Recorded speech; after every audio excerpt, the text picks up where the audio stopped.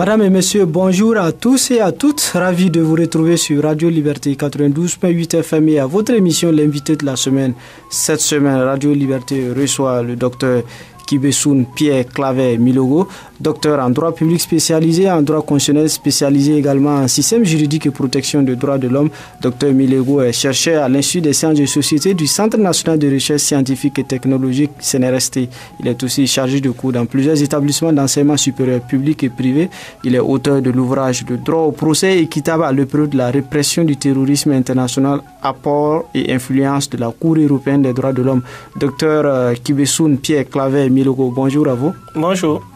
L'invité de la semaine est mise en onde par Tiona Sanogo, devant ce micro, Atiana Serjoulon. Alors, vous êtes chercheur à l'Institut des sciences de société, un institut rattaché au Centre national de recherche scientifique et technologique. Déjà, qu'est-ce que vous faites exactement au niveau de l'INS?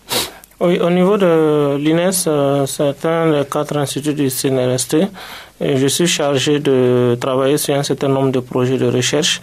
Ces projets de recherche portent notamment sur, comme vous l'avez dit, concernant l'ouvrage La lutte contre le terrorisme. C'est un de mes thèmes de recherche. Je travaille aussi sur le constitutionnalisme. Je travaille sur la protection des droits de l'homme. Est-ce qu'aujourd'hui, la recherche, il y a suffisamment de ressources pour alimenter la recherche au Burkina? Non, malheureusement, aujourd'hui, les fonds pour la recherche diminuent. Chaque année, on a de moins en moins de financement. Et justement, il faut redoubler d'efforts du côté des chercheurs pour montrer que la recherche est encore utile et qu'elle sert encore dans notre société pour que, justement, on accepte d'alimenter les travaux de recherche au niveau des financements. Et finalement, on est obligé, la réalité est que vous êtes obligé de vous rabattre sur les partenaires techniques et financiers. Exactement, on est obligé d'avoir des partenaires qui vont financer les projets de recherche, sinon les travaux des chercheurs ne peuvent pas avancer. Alors, à ce rythme-là, est-ce que ces recherches-là ne sont pas orientées selon celui qui finance? Exactement. Celui qui finance aussi ne peut pas être neutre dans l'octroi des fonds. Malheureusement, les financiers orientent souvent leur financement ou souvent font des appels à candidature pour financer des travaux de recherche orientés vers certains buts bien précis.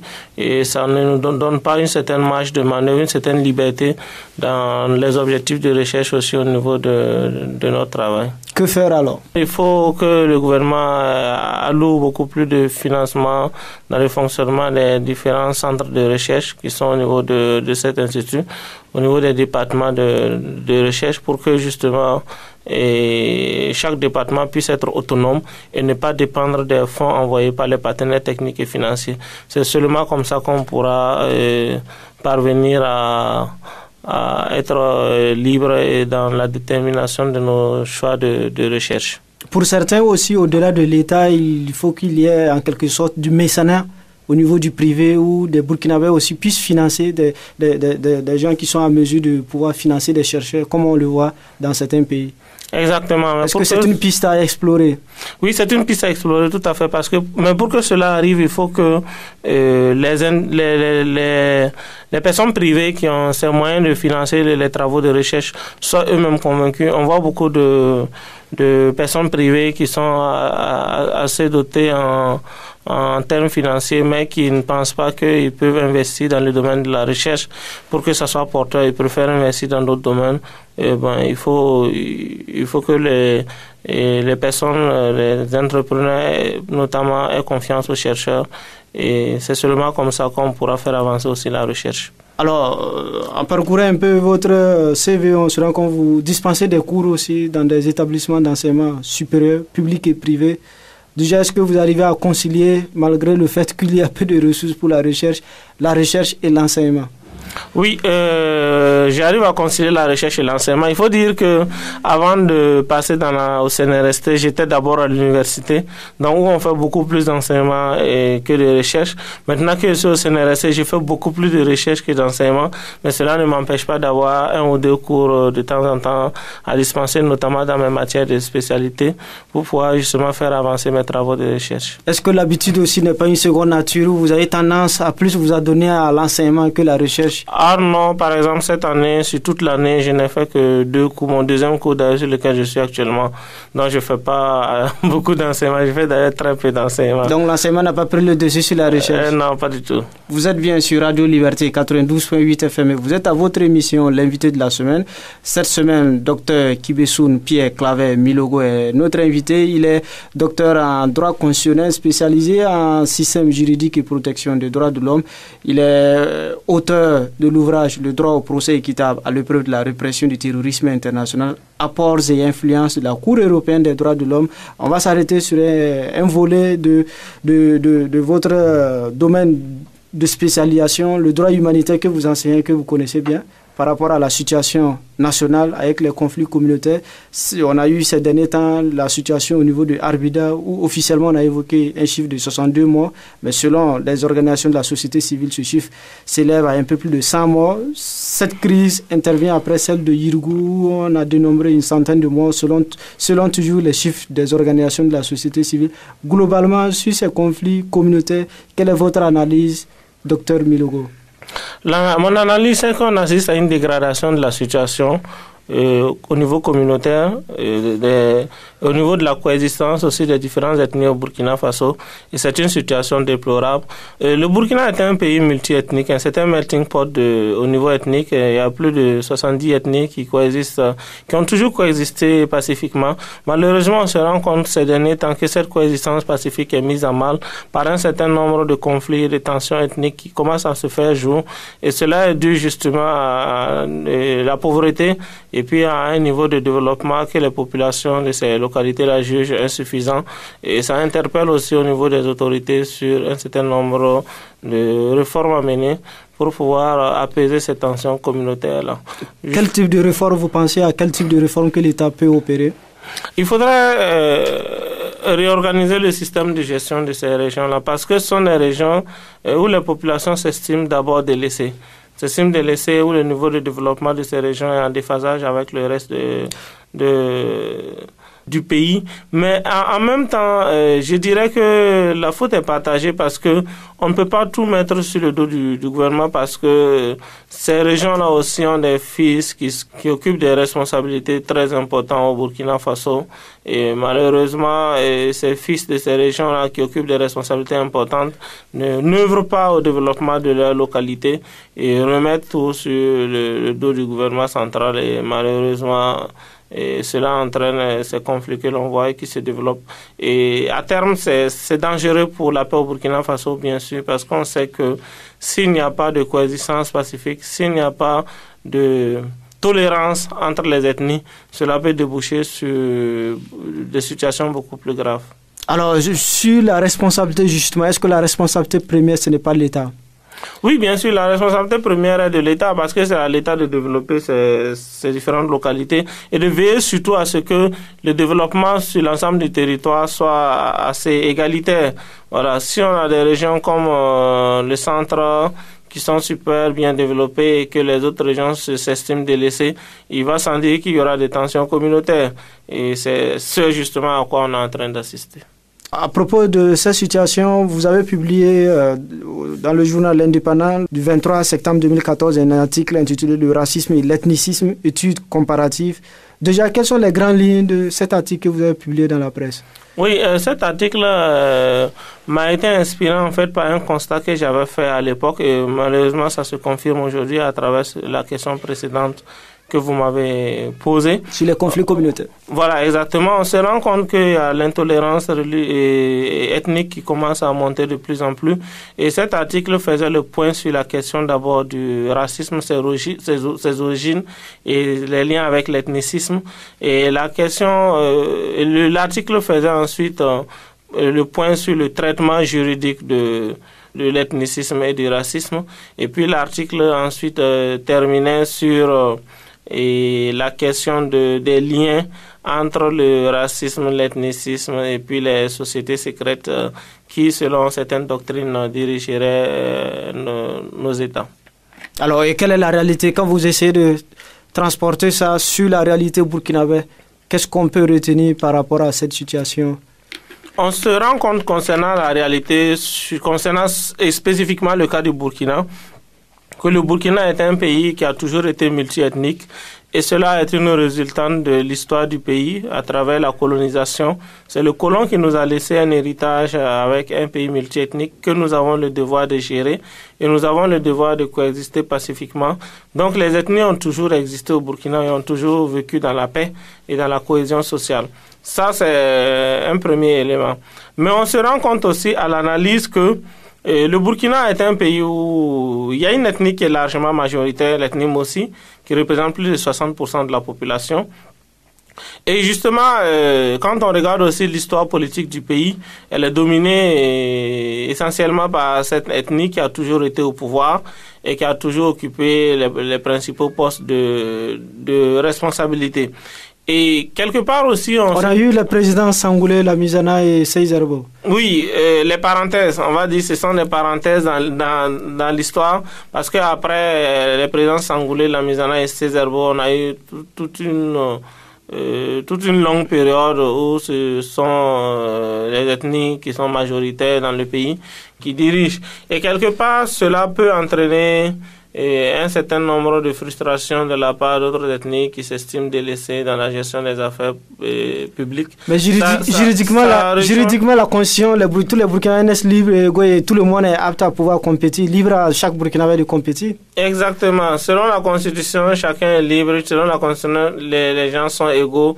Mais ces dispositions textuelles, je vais le dire comme ça, ces dispositions textuelles ne sont pas vues et par toutes les populations de la même manière, parce que certains estiment que ce sont des dispositions qui sont simplement du papier et qu'elles ne se traduisent pas dans la réalité par un certain partage équitable du pouvoir. Et c'est ce qui entraîne justement certaines frustrations au niveau de certaines ethnies qui s'estiment non majoritaires et ne participent pas à la direction du pays. Et certaines commencent à trouver le temps long et estiment que le temps est venu pour elles de pouvoir diriger aussi. D'où justement les rivalités ethniques qui se font jour. On sait par exemple qu'aujourd'hui, le président Kaboré, c'est celui qui dirige, qui a succédé à Blaise Compaoré.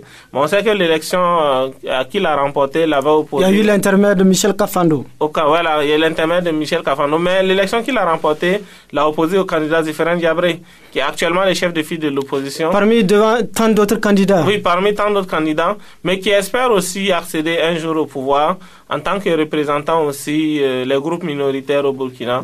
Donc, il a présenté un programme politique qui n'a pas été choisi. Je suis d'accord. Je ne remets pas du tout en cause la légitimité du président Kaboré ou quoi que cela. Mon développement ne va pas dans ce sens. Mon développement va dans le sens de dire que quelque part, le candidat Zéphrin Diabré, qui n'avait pas un bon programme, qui n'était pas bien entouré à l'époque pour pouvoir accéder au pouvoir, et représente une certaine frange de la population qui se dit qu'elle a droit à accéder aussi aux responsabilités. Et ce sont ces tensions-là qui sont sous-jacentes et qui commencent à se faire jour petit à petit aussi dans le pays, quoi. Face à cette situation, on a vu après les événements de Yurgou, après le remaniement du gouvernement, on a créé un département, un ministère d'État chargé de l'administration territoriale, de la cohésion sociale. Est-ce que pour vous pensez que les gouvernants ont pris la mesure de la situation? C'est un premier pas, mais à mon avis, c'est insuffisant. C'est insuffisant parce que il faut aller sur le terrain et puis constater la réalité des faits, que la situation se dégrade très sérieusement. Il faut prendre des mesures beaucoup plus énergiques que cela. Et quand je dis des mesures beaucoup plus énergiques, il faut agir concrètement sur le plan du développement, sur le plan de l'éducation des écoles dans ces régions-là, sur le plan de la dotation en termes d'enseignants dans ces régions-là, de l'accès à l'eau potable, de la diminution du coût de la vie dans ces régions-là. C'est dans ces termes-là qu'il faut agir pour que les populations sentent réellement qu'il y a un changement et pour les amener à se rallier à la position gouvernementale. On sait aussi que, on peut réorganiser le territoire d'une autre manière. Le Burkina n'est pas un État fédéral, mais on peut se pencher à aller vers un État régional décentralisé ou un État fédéral, pourquoi pas, pour lâcher du lest au niveau central et pour que chacun puisse avoir une certaine autonomie dans la gestion. Mais ce sont des choix politiques, ce sont des options qui appartiennent aux décideurs. Si les décideurs ont choisi de rester dans la ligne sur laquelle ils sont aujourd'hui, ça pourquoi? Mais apparemment, c'est pas la bonne option puisque les tensions se multiplient. Alors, à propos de ces tensions qui se multiplient, on a ces 12 ONG qui ont exprimé ce 10 avril les inquiétudes par rapport à ces violences communautaires. Et selon les chiffres cités par les ONG, il existe au moins 135 000 personnes déplacées internes avec une majorité au niveau du Sahel burkinabé. Et le dernier conflit en date, celui de Arbinda, a fait officiellement 62 morts et de nombreux blessés. Globalement, sur la situation humanitaire, est-ce que vous pensez que c'est une situation assez préoccupante? Oui, elle est très très préoccupante parce que les populations de ces régions-là sont prises entre le marteau et l'enclume. Il y a la menace terroriste qui est là et les populations qui collaborent avec les terroristes sont exécutées par les forces de défense et de sécurité. Les populations qui collaborent avec les forces de défense et de sécurité sont prises pour cible dans les attaques par les terroristes. Donc justement, elles sont obligées de se déplacer, de fuir parce qu'elles n'ont pas d'autre solution de survie. Parce que rester dans ces zones-là, c'est se condamner à la mort en quelque sorte. Donc ça explique le fait qu'il y a de nombreux déplacés dans différentes localités du pays. Et si ça continue à ce rythme-là, on va vers une crise humanitaire importante. Alors, déjà au niveau de la réaction gouvernementale, comment vous jugez un peu? Au niveau de la réaction gouvernementale, je trouve que le gouvernement ne prend pas l'affaire au sérieux jusqu'à présent. Parce qu'apparemment, on a constaté simplement que l'état d'urgence a été décrété, l'état d'urgence a été prorogé et on a constaté que dans certaines localités du pays, on a instauré un couvre-feu. La région de l'Est, voilà, du point de vue de la gestion, de l'aspect humanitaire, de l'aspect urgence, et voilà, des populations, apparemment, grand-chose n'est pas fait. Donc, à ce niveau-là, le gouvernement ne semble pas prendre les choses encore au sérieux. Est-ce qu'il y a risque que des organisations internationales s'investissent sur le terrain avec, en quelque sorte, ce vide laissé par l'État? Les organisations internationales ne peuvent intervenir que si elles sont appelées au secours par le gouvernement burkinabé qui est souverain et qui est maître de son territoire. Tant que le gouvernement burkinabé n'a pas exprimé un besoin d'une urgence humanitaire ou d'un besoin de se faire assister, ces organisations-là n'interviendront pas. Donc, tout dépendra de la réaction du gouvernement burkinabé et de sa volonté de faire intervenir les organisations humanitaires sur le territoire burkinabé. Vous êtes bien sur Radio Liberté 92.8 et vous êtes à votre émission, l'invité de la semaine. Cette semaine, le docteur Kibessoun Pierre Claver Milogo est notre invité. Il est chercheur à l'Institut des sciences de société du Centre national de recherche scientifique et technologique et il est auteur de l'ouvrage Le droit au procès équitable à l'épreuve de la répression du terrorisme international, apports et influences de la Cour européenne des droits de l'homme. On va évoquer cet ouvrage. Déjà en résumé en français facile, de quoi parlez-vous dans cet ouvrage? En français très facile, je dirais que dans l'ouvrage, j'essaie de dire que tous les procès doivent être équitables, à commencer par le procès en matière pénale. Quand on juge un terroriste, il a droit à avoir toutes les garanties pour assurer sa défense, tout comme n'importe quel citoyen. Et il faut assurer un équilibre entre la sécurité et puis les libertés. Il faut lutter contre le terrorisme qui est une menace abominable qu'il faut détruire. Mais en même temps, nous devons garder le respect de l'état de droit parce que nous sommes des états de droit démocratiques. Nous ne devons pas perdre notre identité parce que nous devons lutter contre le terrorisme. Les règles de l'état de droit ont été élaborées pour permettre de protéger la liberté des citoyens. Alors, quel droit accorder à un individu qui n'accorde aucun à son semblable? Oui, et il faut s'efforcer de lui accorder les mêmes droits qu'on accorde aux autres personnes qui ont violé la loi, c'est-à-dire le droit d'avoir un avocat, le droit de ne pas être torturé, le droit à l'assistance d'un interprète s'il ne comprend pas la langue locale, voilà, le droit au respect du délai de garde à vue, et puis tous les autres droits pendant le procès, comme par exemple le principe du contradictoire et la présomption d'innocence. Tous ces droits-là doivent lui être reconnus. Et le tribunal qui le juge doit être un tribunal indépendant, impartial, établi par la loi, avec un verdict sans pression sur les juges. Alors, sur ce point, il y a eu un tollé au niveau de l'opinion publique après la publication du rapport d'organisation de la société civile tel que le mouvement burkinabé des droits de l'homme et des peuples, après des présomptions d'exécution sommaire sur la base d'intervention des forces de défense et de sécurité au niveau du Nord. Est-ce que vous comprenez un peu ce tollé de ce qu'on ne comprend pas qu'à la limite des ONG défendent des terroristes? Oui, je comprends ce tollé parce que pour une grande frange de la population qui est éprouvée durement par ces attaques terroristes qui durent depuis quelques années maintenant au Burkina, il est inconcevable qu'on puisse défendre des personnes qui ont commis ces exactions. Qui sèment la terreur. Voilà, mais en même temps, il faut se dire que Une chose est de réprimer, une autre chose est de tomber dans l'arbitraire. Donc il faut faire attention que dans la répression, on ne devienne un État de dictature, un État d'arbitraire qui viole systématiquement les droits fondamentaux. Parce que nous avons souscrit à un certain nombre d'engagements en termes de protection des droits de l'homme, des textes nationaux et internationaux que nous devons respecter. De ce point de vue, le Burkina est un pays qui compte sur la scène internationale, qui est regardé. Tout ce qui se passe au Burkina est surveillé. Donc nous ne devons pas nous comporter en État voyou, un État qui viole les droits de l'homme, parce que nous devons faire face à la menace terroriste. Nous devons rester nous-mêmes un État de droit et utiliser les moyens de l'État de droit pour continuer à lutter contre le terrorisme, pour que notre appareil judiciaire et notre appareil sécuritaire continuent d'être crédibles. Ça, c'est un enjeu qui est très important. Est-ce que vous comprenez ceux qui estiment que les droits de l'homme sont un luxe dans un contexte où des terroristes sèment la terreur, créent l'insécurité, la psychose? Les droits de l'homme ne sont jamais un luxe. Parce que protéger le droit à la vie, éviter que des personnes qui sont innocentes ne soient sélectionnées parmi des villageois et exécutées, ça ne peut pas être un luxe. Une vie humaine est sacrée. Donc on ne peut pas admettre que parce que dans un village il y aurait des présumés terroristes, on vient, on sort tout le monde et on exécute des innocents parmi des personnes qui seraient coupables. On a des moyens de renseignement, on a des moyens d'enquête, on a des moyens d'investigation. On doit les utiliser à fond pour lutter contre ce phénomène-là. Il ne faut pas tomber dans l'arbitraire. Alors, sur la question du terrorisme, de nos jours, il y a un constat qu'il n'y a pas une définition unanime, consensuelle, à travers le monde sur le terrorisme. Comment réprimer s'il n'y a pas une définition consensuelle du terrorisme? Oui, c'est le grand problème parce que malheureusement, la communauté internationale n'est pas d'accord sur une seule définition. Parce que d'un pays à l'autre, chacun définit sa conception du terrorisme. Exactement. On l'a vu cette semaine avec les États-Unis qui ont inscrit les gardiens de la révolution en Iran comme sur la liste rouge, comme étant une organisation terroriste. Oui, alors que ces gardiens de la révolution sont considérés au Moyen-Orient là-bas comme des héros, des combattants de la liberté. Donc, une entité de l'armée iranienne. Exactement. Donc voilà, c'est très compliqué parce qu'on sait que les terroristes, ce sont des personnes qui voyagent d'État en État et les fonds qui alimentent le terrorisme sont des fonds qui circulent de compte en compte à travers divers pays. Donc la coopération judiciaire et policière internationale est capitale sur ce point-là.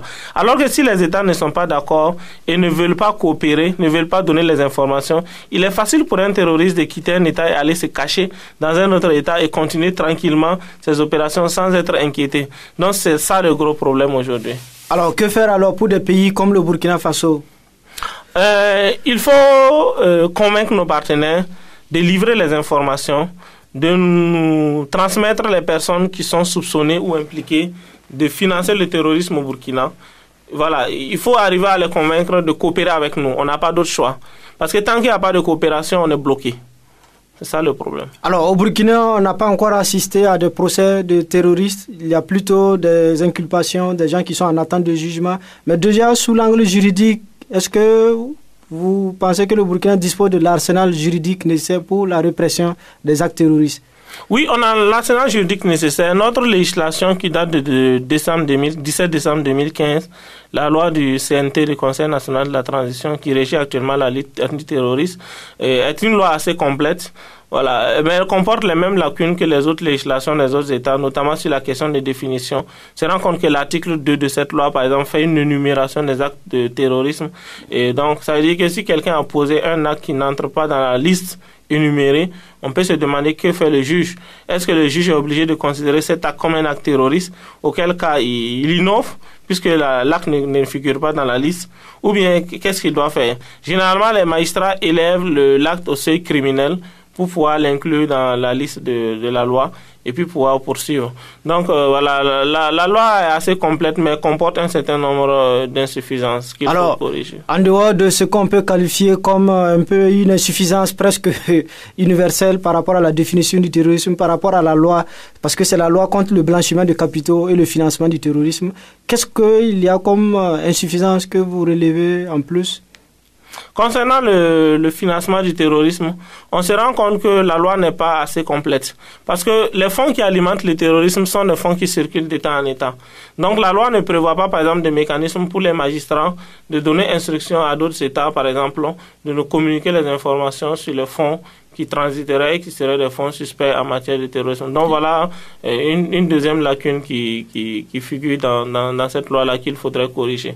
Donc il y a un certain nombre d'insuffisances comme ça qui sont relevées et qui font que la loi gagnerait à être complétée. La loi gagnerait à être complétée. Elle n'est pas suffisamment complète à ce jour. On a mis en place des pôles spécialisés, des pôles judiciaires spécialisés antiterroristes. Au niveau de la police judiciaire, on a des brigades spéciales antiterroristes. Tout cela participe à la répression juridique des actes terroristes. Oui, tout cela participe à la répression au niveau judiciaire, mais il faut se rendre compte que, aujourd'hui, on n'a pas suffisamment de magistrats spécialisés sur cette question de terrorisme parce que c'est une question nouvelle pour le Burkina, il faut le dire, même si ça fait quelques années qu'on affronte la menace. On n'a pas encore eu le temps de former suffisamment de magistrats spécialisés sur cette question-là. Donc, il y a ce problème-là qui se pose aujourd'hui. Et il faudrait qu'on ait toute une batterie de personnel judiciaire spécialisé. La création des pôles antiterroristes est un premier pas, mais il faudrait aller beaucoup plus loin. Aller plus loin, quoi par exemple?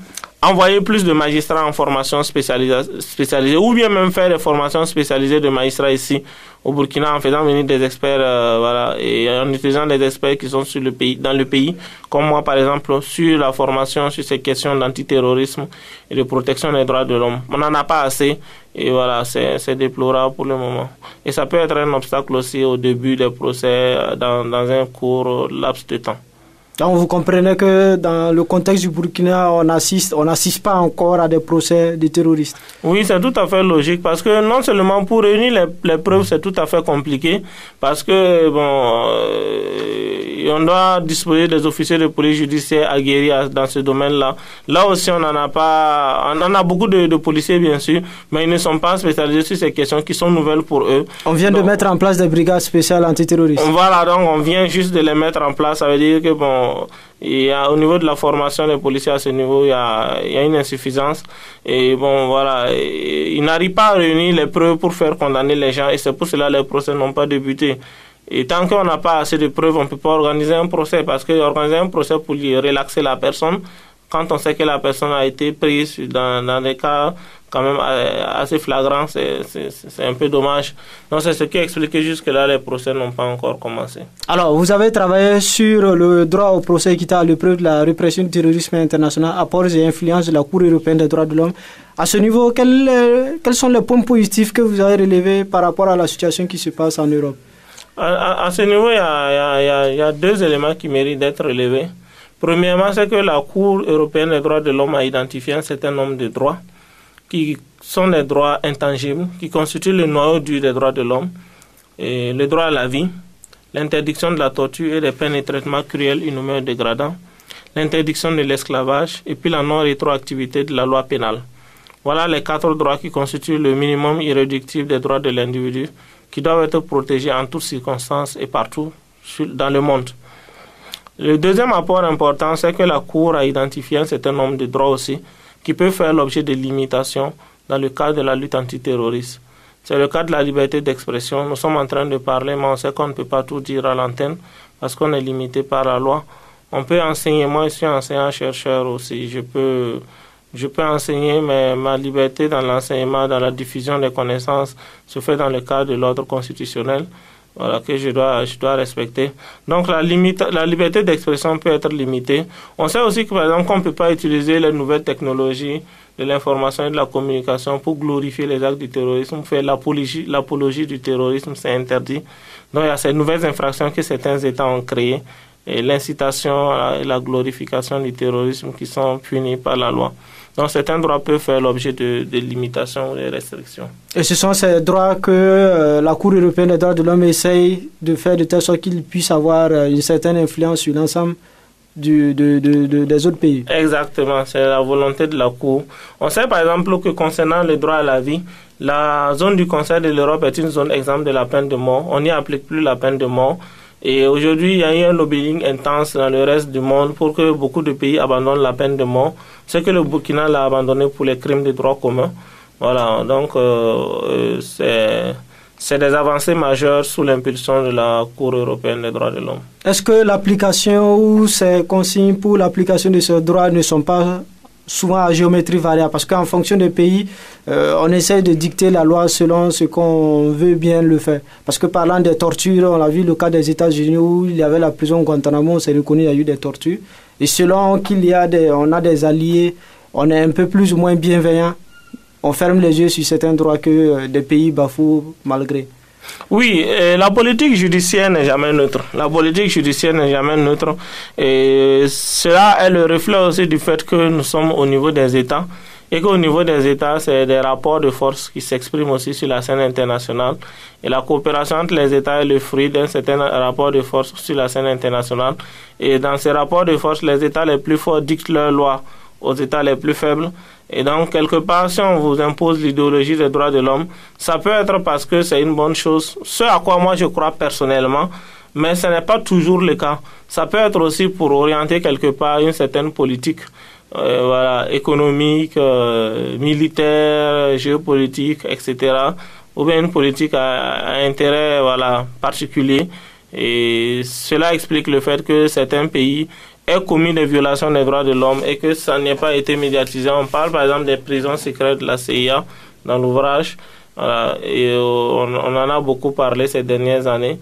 Et les États-Unis sont un pays pourtant pionnier en matière de respect des droits de l'homme. Pourtant, ils ont créé ces prisons secrètes où ils envoient ces détenus qui sont torturés, qui sont exécutés de manière extrajudiciaire. Il y a des États américains dans lesquels la peine de mort existe, où elle est appliquée. Voilà, et ça c'est en violation flagrante des engagements internationaux auxquels les États-Unis ont souscrit. Pourtant, c'est un pays qui dicte les conditions de respect des droits de l'homme à d'autres pays. Donc on se rend compte qu'à ce niveau-là, c'est des rapports de force qui s'expriment sur la scène internationale. Et pour des pays comme le Burkina Faso, est-ce qu'il faudrait bander les muscles, refuser, ou qu'est-ce qu'il faut faire? Quel est le schéma? Pour les pays comme le Burkina Faso, le schéma approprié, c'est de sélectionner les normes relatives aux droits de l'homme qu'on nous dit de respecter. Si nous pouvons le faire, parce que nous sommes un État de droit, si ça rentre dans le cadre de l'État de droit, nous devons nous efforcer de les respecter. Mais si on se rend compte que ces indications nous sont données simplement pour nous imposer une certaine politique en matière financière, militaire, etc., nous devons nous efforcer de les refuser, même si on sait souvent que l'élément qui est brandi lorsque on nous dicte ces politiques-là, c'est l'élément qui consiste à dire si vous ne les appliquez pas, vous n'aurez pas l'aide au développement. Si vous ne les appliquez pas, vous n'aurez pas la coopération. Il y a comme une forme de chantage. Voilà, il y a un chantage qui est exercé le plus souvent. Donc, ce n'est pas évident pour nos dirigeants de faire face aussi à cette situation-là. Pour ceux qui viennent de nous prendre en marche, vous êtes bien sûr Radio Liberté 92.8 et vous êtes à votre émission, l'invité de la semaine. Cette semaine, le docteur Kibessoun Pierre Claver Milogo est notre invité. Il est docteur en droit public spécialisé en droit constitutionnel et en système juridique et protection des droits de l'homme. Il est chercheur à l'Institut des sciences de société, rattaché au Centre national de recherche scientifique et technologique. Il est aussi auteur de l'ouvrage Le droit au procès équitable à l'épreuve de la répression du terrorisme international, apports et influences de la Cour européenne des droits de l'homme. Alors, on va évoquer l'autre casquette, le droit constitutionnel, avec le Burkina qui s'apprête à passer sous la 5e République. Une commission constitutionnelle a travaillé sur cette constitution et un projet de constitution a été présenté au président du Faso. Déjà, sur la forme, le processus entamé pour la formulation de cette nouvelle constitution, quelle est votre analyse sur ce format-là? Le décret qui a été pris par le président du Faso pour mettre en place une commission constitutionnelle, des membres qui ont travaillé et finalement il y a eu des assises régionales, des sorties à l'extérieur pour finalement présenter un projet de constitution. Le processus me semble correct parce que toutes les procédures semblent respectées. D'une part, c'est vrai que la Constitution semble être le reflet de la volonté du président du Faso, ce qui est normal aussi. Il peut avoir le droit de faire adopter une nouvelle Constitution parce qu'il est le premier dirigeant du pays. Mais en même temps, on a associé les différentes régions du pays. La commission allait auditionner les différentes localités du pays pour entendre leur point de vue aussi par rapport à ce nouveau projet de constitution, recueillir leur avis. La commission a ensuite travaillé pour élaborer un avant-projet de constitution qui va être ensuite soumis au Conseil des ministres pour ensuite décider s'il sera soumis au référendum ou bien au Parlement pour adoption. Donc, sur ce point, je n'ai pas de remarque particulière. Je pense que sur la procédure, en tout cas sur la forme, il n'y a pas de problème. Alors, pourtant, pour certains constitutionnalistes, nulle part dans la Constitution, le président du Faso n'a ce pouvoir de prendre un décret pour mettre en place une commission constitutionnelle afin de changer la Constitution. Et pourtant, rien ne l'empêche de prendre un décret pour créer une commission constitutionnelle. Parce que pour certains, à ce rythme, chaque président qui viendrait pourrait prendre un décret et à chaque fois, on sera dans un cycle infernal et on ne va pas s'en sortir. On aurait pu changer la constitution sous la transition parce que là, on venait de sortir de l'insurrection. Mais là, un président élu sur la base d'une constitution et qui prend un décret, pour certains constitutionnalistes, ça force déjà, ça pose un problème. Non, on ne change pas de constitution tel qu'on change de costume, par exemple. C'est pas un avis que l'on change à chaque fois. Et c'est pas facile de mettre en place une nouvelle constitution. Donc, je ne pense pas que le premier président venu aura toujours à l'esprit de changer la constitution. Je pense que si le président actuel a eu l'idée de changer la constitution, c'est parce qu'il veut adapter son pouvoir à un certain nombre d'exigences. Il veut réorienter la gestion du pays. Je pense que c'est la première raison qui l'a amené à vouloir établir une nouvelle constitution. Maintenant, de là à dire que ça serait un abus de la part de tous les autres présidents, non. Et puis, je ne vois pas du point de vue constitutionnel en quoi est-ce que créer une commission constitutionnelle par décret serait une entorse à la Constitution. Il n'y a pas de violation de la Constitution à ce niveau. Alors, sur le fait que cette commission a été mise en place, les travaux sont achevés, la voie parlementaire ou la voie référendaire, vous l'avez évoqué tantôt, pour voir quelle est l'option la plus appropriée. Là, il y a un souci qui se pose parce qu'on se rend compte que utiliser l'une des deux voies n'équivaut pas à la même, parce que la voie parlementaire, on sait que le mouvement du peuple pour le progrès, le MPP, est largement majoritaire au Parlement. Avec des alliés. Voilà, avec même des alliés. Donc, et faire adopter cette nouvelle constitution par la voie de l'Assemblée nationale, ça serait facile. Mais faire adopter la constitution par la voie du référendum, ça serait une autre paire de manches. On sait que les référendums sont coûteux à organiser aussi, c'est pas un petit événement. Et donc, l'enjeu est grand à ce niveau-là. Et je pense que les autorités, si elles veulent associer la population réellement, doivent passer par la voie du référendum et non pas utiliser l'Assemblée nationale. D'aucuns estiment qu'au regard du contexte sécuritaire, avec le manque de moyens, ça ne sert pas de dilapider les fonds pour pouvoir organiser un référendum pour un résultat connu d'avance. Qu'est-ce que vous appelez résultat connu d'avance? Le vote du oui, puisque toutes les entités sont retrouvées au niveau de la commission constitutionnelle, les gens ont débattu et le projet a été arrêté de façon consensuelle. Un texte n'est jamais acquis au vote populaire tant que le peuple ne s'est pas exprimé. Donc moi, je ne considère pas que la Constitution sera adoptée par un oui automatiquement et s'il est soumis au référendum. Il faut attendre l'issue du référendum pour en juger. Mais sur le deuxième aspect de votre question, oui, effectivement, il y a un problème parce qu'on sait qu'une partie du nord du pays est sous occupation des troupes djihadistes.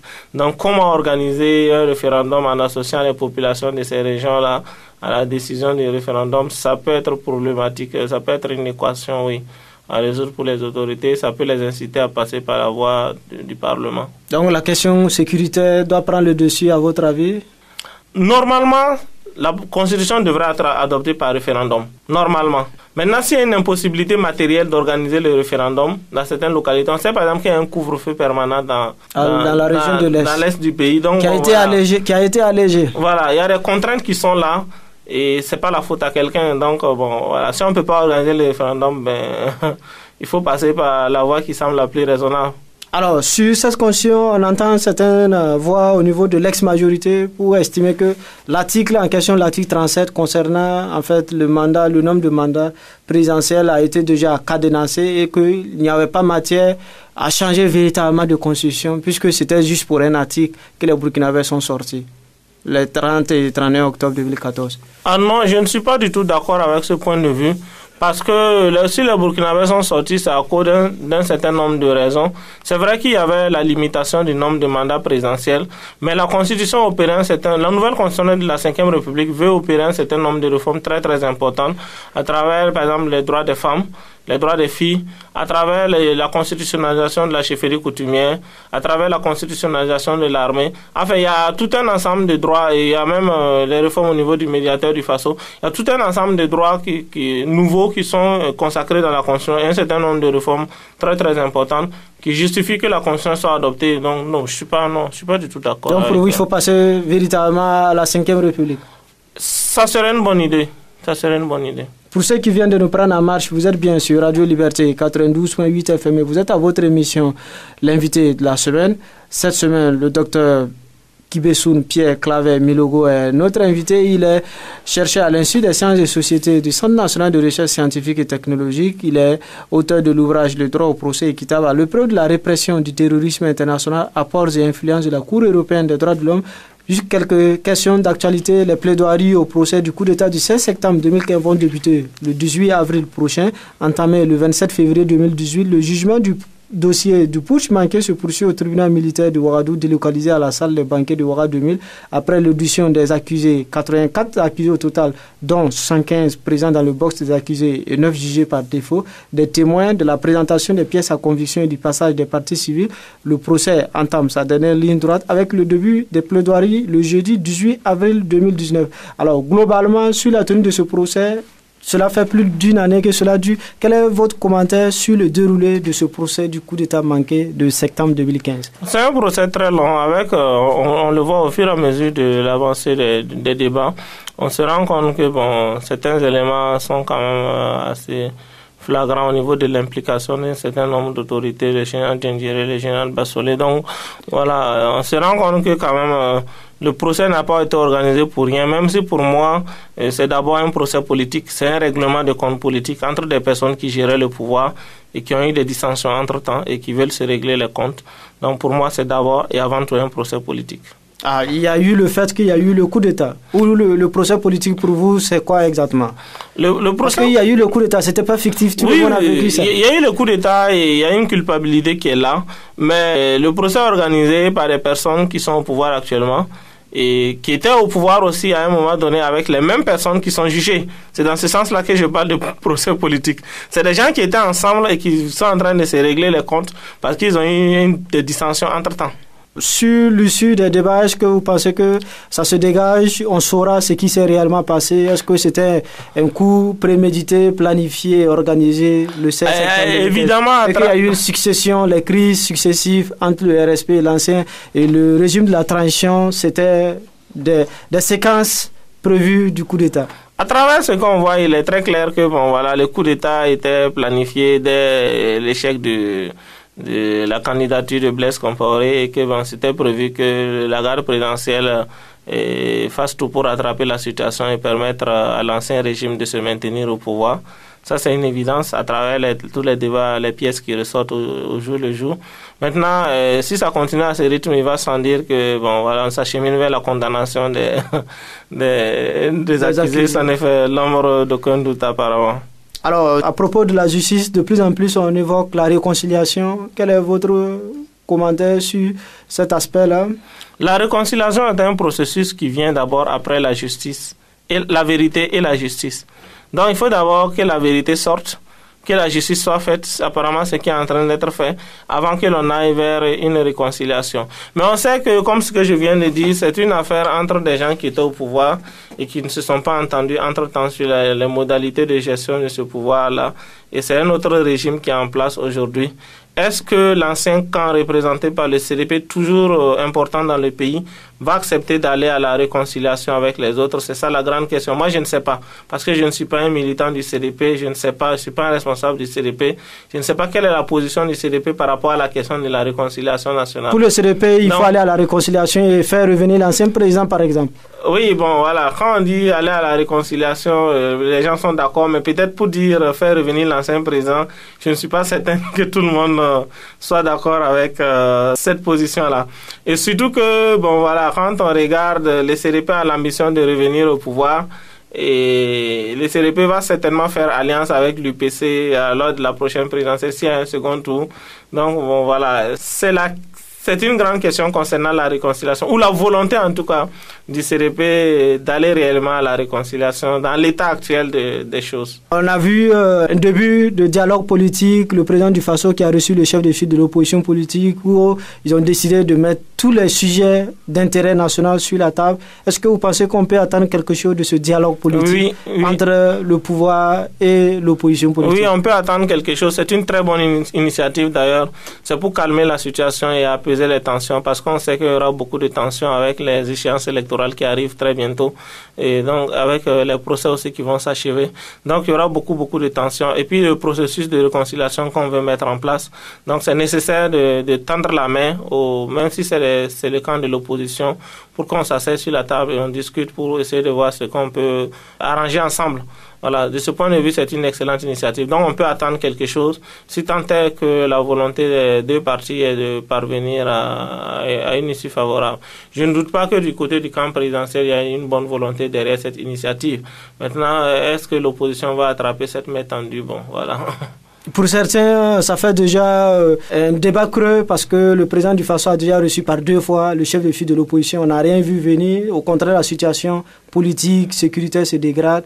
Et que c'est une énième rencontre, en quelque sorte une perte de temps? Bon, pas forcément, parce qu'il faut attendre la fin de leur rencontre et de leur concertation. Parce que je viens de dire que je ne sais pas si l'opposition veut réellement attraper cette main tendue. Donc, bon, patientons et attendons de voir. Alors, un mot toujours de justice avec ce mouvement d'humeur au niveau des gardes de sécurité pénitentiaire. Depuis le jeudi 4 avril, les GSP ont suspendu les visites aux détenus dans les maisons d'arrêt de correction du Burkina. À la Mako, plus grande maison d'arrêt du pays, des parents et des proches de détenus ont été refoulés pour des visites ou pour la remise de repas à des détenus. Les gardes de sécurité pénitentiaire avaient repris le 11 mars dernier leur mouvement d'humeur marqué par leur refus d'extrait de conduire les détenus dans les palais de justice pour jugement. Les GSP avaient suspendu pour 1 mois le mot d'ordre déclenché en octobre 2018 pour exiger la prise de décret d'application de la loi sur le statut de leur corps. Quelle est votre réaction sur ce mouvement d'humeur des GSP qui perdure depuis pratiquement octobre 2018, même s'il y a eu 1 mois de suspension en février? Ça commence à entraver le fonctionnement de la justice, parce qu'effectivement... Il n'y a plus d'audience correctionnelle. Voilà, j'ai beaucoup d'amis avocats qui me disent qu'ils n'arrivent plus à amener leurs clients devant les juges, voilà, pour qu'ils passent à l'audience. Et on se rend compte même que c'est un paradoxe, parce que ce sont les détenus qui ont bénéficié de remises de peine ou de liberté conditionnelle, qui arrivent à se présenter devant les juges, alors que ceux qui sont en prison, qui devraient facilement pouvoir aller devant les juges, ne peuvent pas y aller parce qu'il n'y a personne pour les y conduire. Les GSP ont suspendu les escortes. Bon, c'est normal que les GSP revendiquent une amélioration de leurs conditions de vie, de leur statut, etc. Mais en même temps, cela ne doit pas aller jusqu'à entraver le fonctionnement de la justice. Parce que là, on est passé à une autre étape, il n'y a plus de visite aux détenus. Voilà, ils sont un élément clé de la chaîne du fonctionnement de la justice. S'ils n'interviennent pas, la justice est bloquée. Donc, il ne faut pas que ça arrive à cette situation de blocage. C'est préjudiciable pour la justice, c'est dommage pour les détenus qui ne peuvent pas aller vers le processus de leur libération ou de la clarification de leur situation. Donc je trouve que c'est une situation qui est déplorable et c'est le rôle du ministre de la Justice, garde des Sceaux, de mettre rapidement fin à cette situation-là. Toujours sur le front social, des contribuables qui se sont fait entendre le lundi 8 avril à la direction des moyennes entreprises du 101 de Ouagadougou. Ils se plaignent de la fermeture des guichets et de l'absence des agents des impôts à leur poste depuis le vote du budget 2019 par l'Assemblée nationale. Les services du ministère de l'économie, des finances et du développement fonctionnent au ralenti. Les travailleurs prétextent l'absence de connexion Internet pour ne pas satisfaire les usagers. Le syndicat national des agents des finances, lui, en application des conclusions de son assemblée générale le 1er mars, a décidé de boycotter l'exécution de plusieurs missions. Le plafonnement des fonds communs à 25% du salaire est mis en cause par les agents du ministère.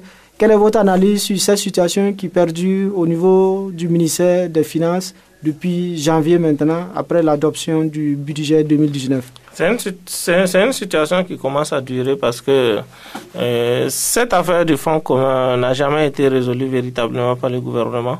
On pensait qu'il y avait eu un accord dans un premier temps, mais apparemment ce n'est pas le cas. Mais on ne peut pas être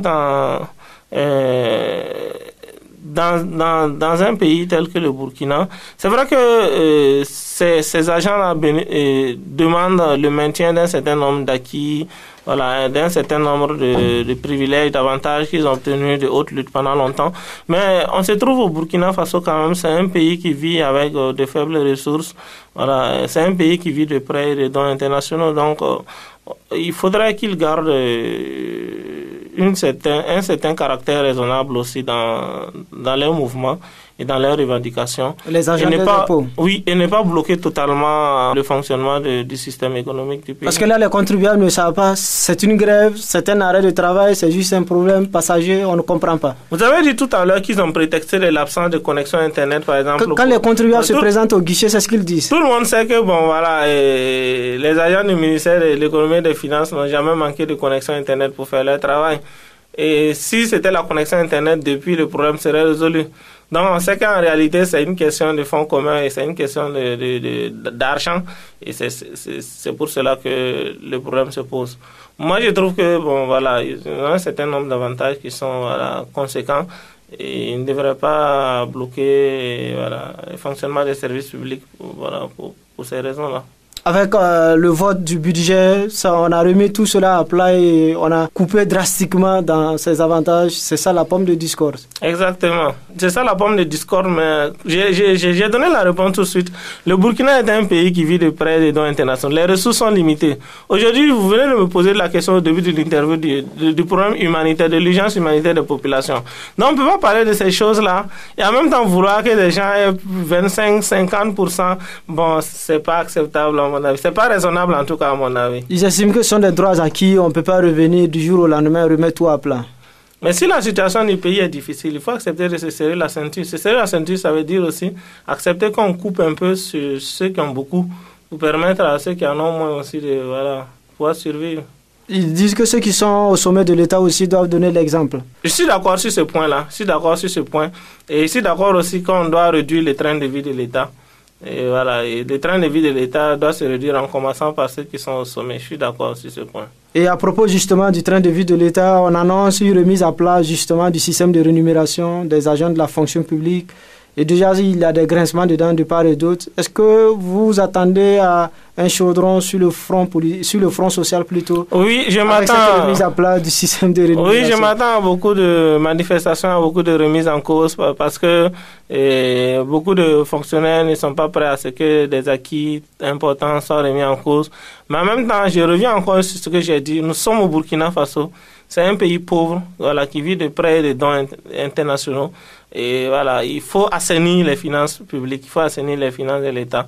Ça commence par l'assainissement du système de rémunération de l'État. Donc c'est une excellente idée du ministre Seni Ouedraogo. Il faut que les populations acceptent qu'on aille vers ce système-là.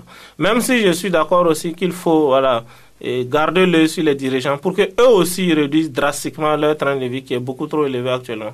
On va s'arrêter là pour aujourd'hui. L'invité de la semaine s'achève. Radio Liberté recevait le docteur Kibessoun Pierre Claver Milogo. Il est docteur en droit constitutionnel spécialisé en système juridique et protection des droits de l'homme.